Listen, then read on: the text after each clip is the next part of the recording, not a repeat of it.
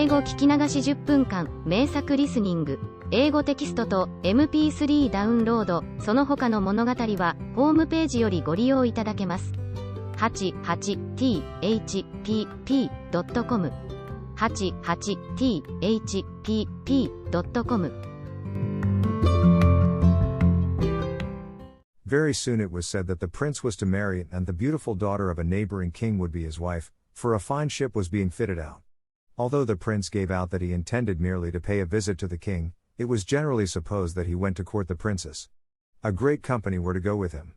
The little mermaid smiled and shook her head. She knew the prince's thoughts better than any of the others.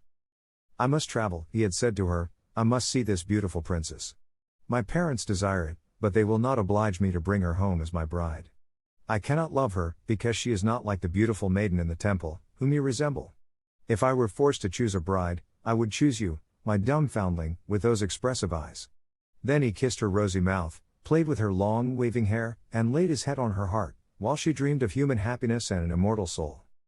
"You are not afraid of the sea, my dumb child, are you?" he said, as they stood on the deck of the noble ship which was to carry them to the country of the neighboring king. Then he told her of storm and of calm, of strange fishes in the deep beneath them, and of what the divers had seen there. She smiled at his descriptions, for she knew better than anyone what wonders were at the bottom of the sea. In the moonlight night, when all on board were asleep except the man at the helm, she sat on deck, gazing down through the clear water. She thought she could distinguish her father's castle, and upon it her aged grandmother, with the silver crown on her head, looking through the rushing tide at the keel of the vessel. Then her sisters came up on the waves and gazed at her mournfully, wringing their white hands. She beckoned to them, and smiled, and wanted to tell them how happy and well off she was. But the cabin boy approached, and when her sisters dived down, he thought what he saw was only the foam of the sea. The next morning the ship sailed into the harbor of a beautiful town belonging to the king whom the prince was going to visit. The church bells were ringing, and from the high towers sounded a flourish of trumpets. Soldiers, with flying colors and glittering bayonets, lined the roads through which they passed. Every day was a festival, balls and entertainments following one another. But the princess had not yet appeared. People said that she had been brought up and educated in a religious house, where she was learning every royal virtue. At last she came. Then the little mermaid, who was anxious to see whether she was really beautiful, was obliged to admit that she had never seen a more perfect vision of beauty. Her skin was delicately fair, and beneath her long, dark eyelashes her laughing blue eyes shone with truth and purity. "It was you," said the prince, "who saved my life when I lay as if dead on the beach," and he folded his blushing bride in his arms. "Oh, I'm too happy," said he to the little mermaid, "my fondest hopes are now fulfilled. You will rejoice at my happiness, for your devotion to me is great and sincere." The little mermaid kissed his hand and felt as if her heart were already broken. His wedding morning would bring death to her, and she would change into the foam of the sea. All the church bells rang, and the heralds rode through the town proclaiming the betrothal. 163, perfumed oil was burned in costly silver lamps on every altar. The priests waved the censers, while the bride and the bridegroom joined their hands and received the blessing of the bishop. The little mermaid, dressed in silk and gold, held up the bride's train, but her ears heard nothing of the festive music, and her eyes saw not the holy ceremony. She thought of the night of death which was coming to her, and of all she had lost in the world. On the same evening the bride and bridegroom went on board the ship. Cannons were roaring, flags waving, and in the center of the ship a costly tent of purple and gold had been erected. It contained elegant sleeping couches for the bridal pair during the night. The ship, under a favorable wind, with swelling sails, glided away smoothly and lightly over the calm sea. When it grew dark, a number of colored lamps were lighted and the sailors danced merrily on the deck. The little mermaid could not help thinking of her first rising out of the sea, when she had seen similar joyful festivities, so she too joined in the dance, poised herself in the air as a swallow when he pursues his prey, and all present cheered her wonderingly. She had never danced so gracefully before. Her tender feet felt as if cut with sharp knives, but she cared not for the pain. A sharper pang had pierced her heart. She knew this was the last evening she should ever see the prince for whom she had forsaken her kindred and her home. She had given up her beautiful voice and suffered unheard of pain daily for him, while he knew nothing of it. This was the last evening that she should breathe the same air with him or gaze on the starry sky in the deep sea. An eternal night, without a thought or a dream, awaited her. She had no soul, and now could never win one. All was joy and gaiety on the ship until long after midnight.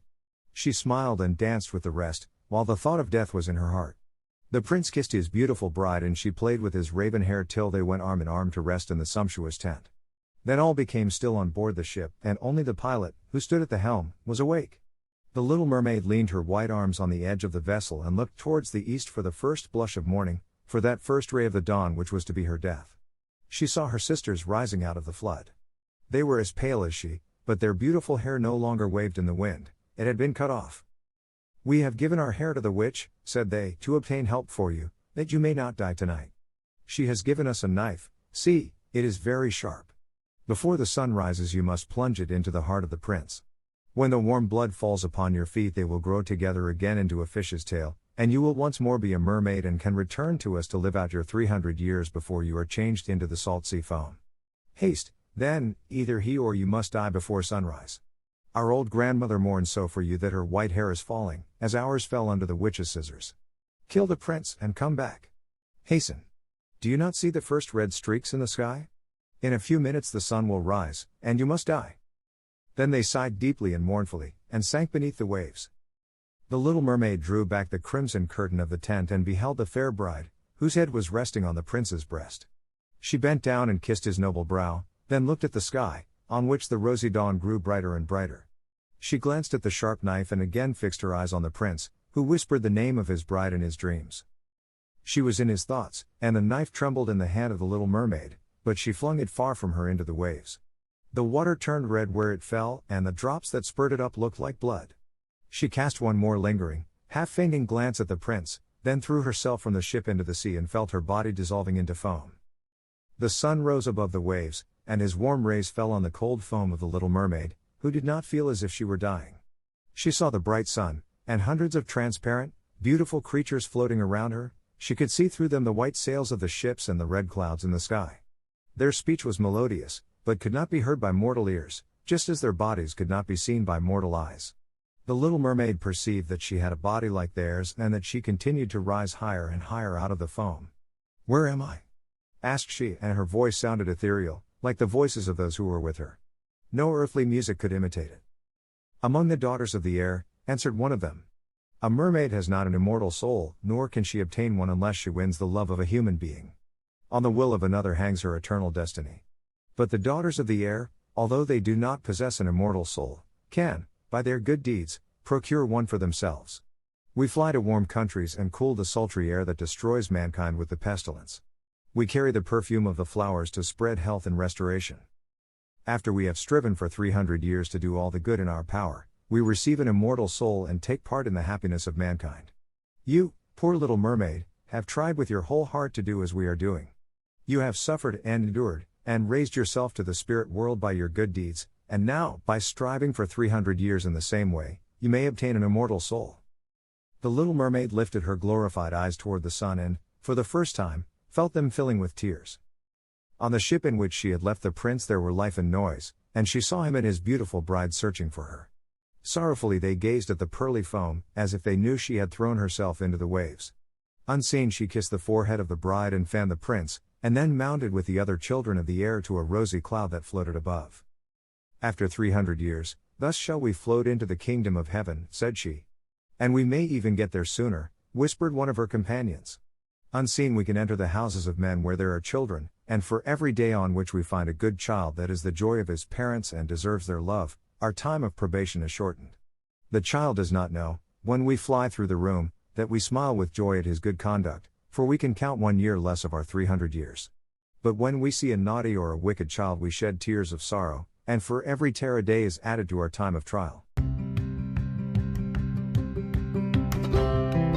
英語聞き流し10分間、名作リスニング。